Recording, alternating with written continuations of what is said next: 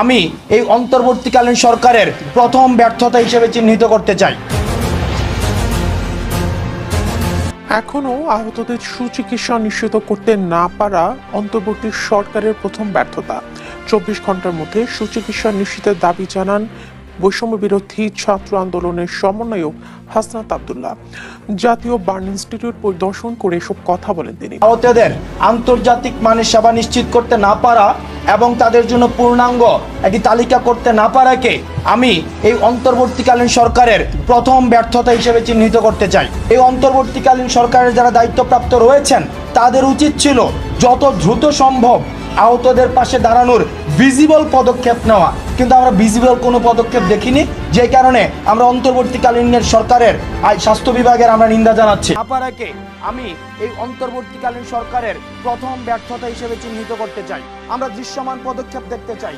আমরা দেখতে চাই আগামী 24 ঘন্টার মধ্যে স্বাস্থ্য মন্ত্রণালয় কি ধরনের পদক্ষেপ নেয় এবং গণমাধ্যম কর্মী যারা রয়েছেন, আপনারা স্বাস্থ্য মন্ত্রণালয়ের দায়িত্ব যারা রয়েছেন, তাদেরকে 24 ঘন্টার মধ্যে তাদের দৃশ্যমান পদক্ষেপ সম্পর্কে আপনারা তাদেরকে প্রশ্ন করুন এবং জনগণের প্রশ্ন তাদের কাছে তাদেরকে ভোট করে তাদেরকে জবাব দিতে হবে।